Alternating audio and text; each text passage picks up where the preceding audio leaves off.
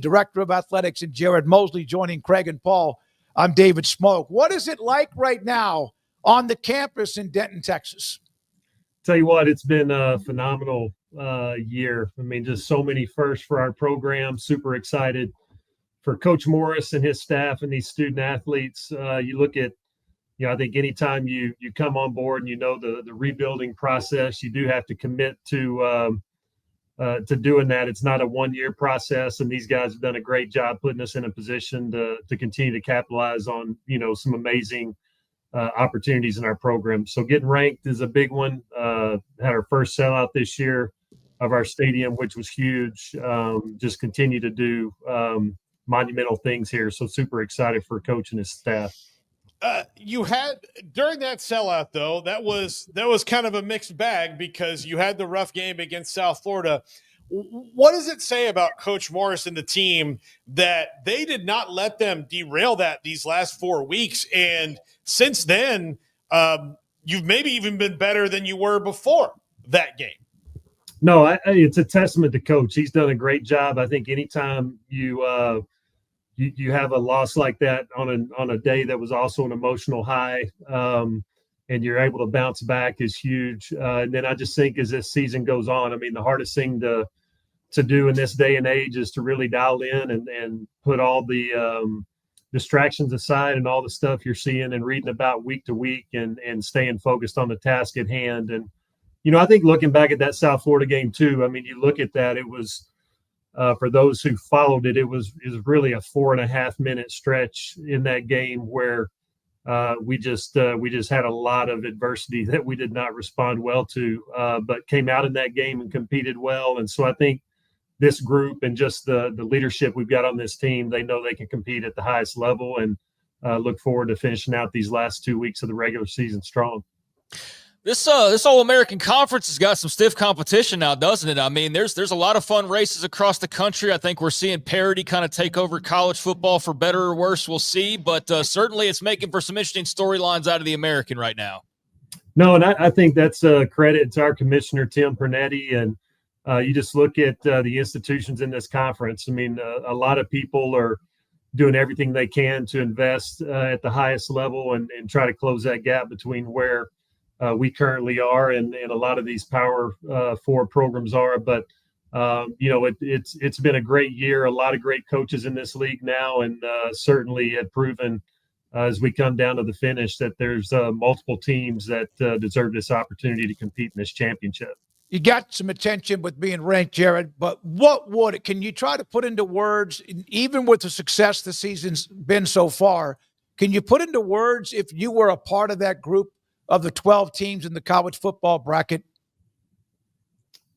I mean, my plea to them, listen, I think when you look at what our conference has done, we're certainly deserving of that spot. And, I think, the tough part is you try to schedule in a way where you can put your teams in a position with a resume. You never know exactly how teams are going to shake out from year to year. Take, for instance, when we scheduled our Washington State game, they were in the Pac-12, and that was certainly a different game that we ended up playing as opposed to when it was scheduled. But all you can do is compete in the games you're scheduled and do your best there. And I think when you look at Coach Morris, certainly our offensive ranks across the category speaks for itself. I mean, the number one scoring offense in the country, certainly electric. We've got some phenomenal talent on our roster, a good mix of, veteran and young talent. Skylar Cassidy and what he's brought on the defensive side of the ball certainly put us in position to capitalize on what our strength is, which is create more opportunities for our offense. And they're near the top of the country in turnovers forced. And I think when you match up what Coach Morris can do on the offensive side with a defense that can hold and give you extra possessions, it certainly lines up well for the Mean Green. Well, it all just depends on how this thing finishes with you and Navy and Tulane, among others. Is it exciting even to be a part of that conversation? Because somebody, it looks like from the American, it appears, is going to be a part of that 12-team playoff. No, I listen. I think we put ourselves in a great position, and I think when you look at the strength of schedule, I know there's some other quality football programs in other conferences, but I know, the program that a lot of people are talking about above us, if you look at their schedule, they only have one win against, a team above 500. And you certainly look at the strength and the gauntlet that our teams have to play week after week after week. So I do feel like those at the top, whoever comes out, the top two here are going to have a great opportunity to represent, at the CFP. Jared, what have you learned about running a department at a non-power school that is it's a massive school? I mean, North Texas is not, it's not just a little dot on the map in Denton, Texas. I mean, it's a big school. A lot of students go there. You have a lot of amenities. You have a big football stadium. You have all of these things. You're in a great recruiting area, but the challenges of it in this era of the transfer portal and the power conferences trying to run away and hide.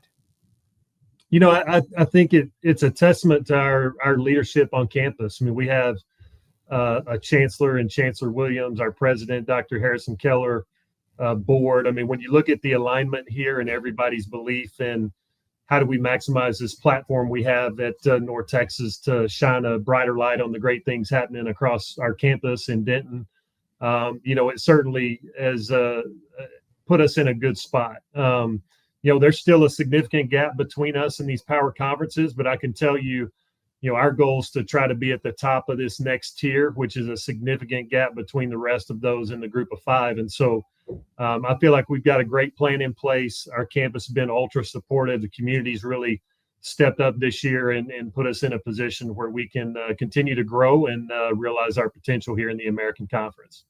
I think a lot of people in Texas know what a kind of a hidden gem, so to speak, Denton is, but how would you describe the hidden gem for people that don't understand when they hear Denton, Texas? Like just how cool of a town and just, how much of a fun place it can be. Hey, Denton's got its unique identity. I mean, you've got Dallas, you've got Fort Worth, but UNT for almost 46,000 students. So, a large campus community. You look at Denton County's probably one of the top 5 fastest growing counties in the entire country. I mean, significant growth just in our footprint over the next 5 to 10 years. You look at just the quality of life we have in Texas in general, but certainly in DFW, like it's got a lot of great perks. And I think when you look at trying to compete on the athletic stage, you've got to have the athletes to compete at the highest level. And DFW is talent rich as well as just being in the state of Texas. So I feel our coaches and our staff and Coach Morris certainly have done a great job making sure we keep those pipelines going and maximize just all the exciting growth happening here in Denton. How have you and Eric remained in contact, and obviously knowing that when you are successful, then other people want what you have that are making you successful, including Jared, even maybe you? How do you handle all the outside noise? It's positive, but how do you handle it? It's great. I got to give Eric a ton of credit.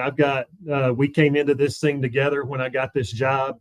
He was my first hire, and we talk almost every day, and we've been completely transparent with each other as we've kind of walked through these last few weeks. And listen, when you're at our level, you hire great people.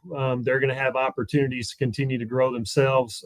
That's a much better scenario for us than being in the alternative where things aren't going well and you're having to make those decisions. But I just appreciate Eric. He's been one of the best coaches I've had the opportunity to work with. And I think when you look at a place like North Texas, where we aren't at the pinnacle of the resource pyramid right now, like he's been able to come in every day, roll his sleeves up. He gets to work.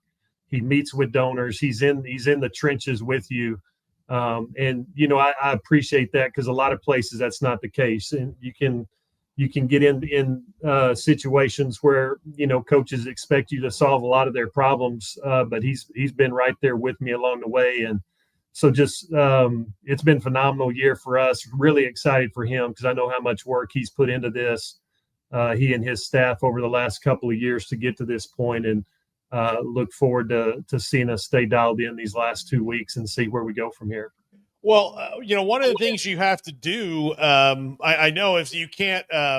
You've got to find a coach that can really find talent, because when the money starts flying around, some of the guys that in other times you might be able to say, "Hey, come here. You're from 30 minutes from here. Your parents can come to every game." All those things kind of go out the window in modern recruiting. One of the things with Coach Morris is he is unbelievable at finding talent where nobody else really sees it. Your quarterback, Drew Mestamaker, is the prime example of it. But he, in his resume, as a matter of fact, if I was hiring him, if I was in your position, that would be the first thing that jumped out at me, is like, how do you do it with finding kids that have this talent and then developing it where other people have just zipped on right by and gone down another highway? No, and I think that's a testament. I mean, listen, these first few years, everybody was trying to figure out, how do you navigate just the recruiting cycle? Like it's definitely different now than it was 4 or 5 years ago. I think Coach Morris has done a great job. I mean, his knack for finding offensive talent's been significant. I think when you look at our ability, even on the defensive side of the ball, bringing Skylar Cassidy, he basically brought his entire staff from Sam, brought a number of players with them that kind of anchor our defense this year. Like, you have to find the recipe that fits and works for you. And, I think one of the things in this landscape that has really benefited North Texas is while we've lost a number of players to bigger opportunities and things that they want to chase, for their career, we've also been the beneficiary of the portal as well. And, I think one of the things that we've really dialed into here is you look at the number of young men on our roster who have accumulated meaningful snaps and have played meaningful reps. It may not have been at group of 5 level or power 5 level, but it's been, they've been key difference makers on their rosters, whether it was Division II, junior college. And so I think Coach and his staff have done a great job of being able to figure out, how do we put a product on the field that can compete? Because as you can see in the American, like, there's no easy weeks. You've got to be every week. You got to prep and have the talent level that can compete. And just really proud of the work our coaches have done to put us in a spot to be able to retool this year. Jared, last question for me. You were our Hall of Famer, Abilene Christian. You also were a part of the athletics department for a long time. Then you took that small little but important step, the Texas Sports Hall of Fame, before going to join Ren Baker, et cetera, at North Texas. What was that 2 years or so? How much did that benefit you now with the Texas Sports Hall of Fame here in Waco?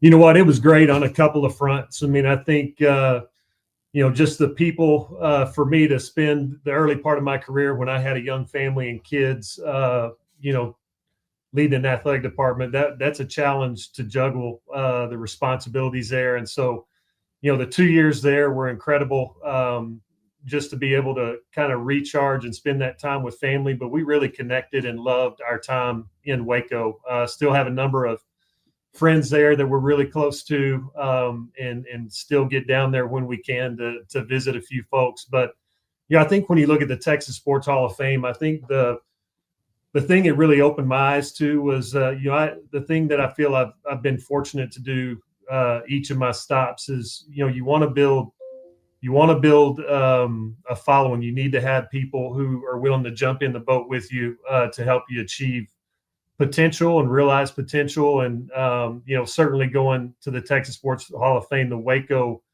community, and then just the doors that opened across the state to just highlight the phenomenal history we have across all sports in Texas, and that rich history and tradition was just fantastic. And the ability to meet a lot of great people there that have certainly continued to be good friends along the way since we left there back at, it's hard to believe, almost nine and a half years ago. I know. But just a lot of great memories, great people, and really enjoyed our time there.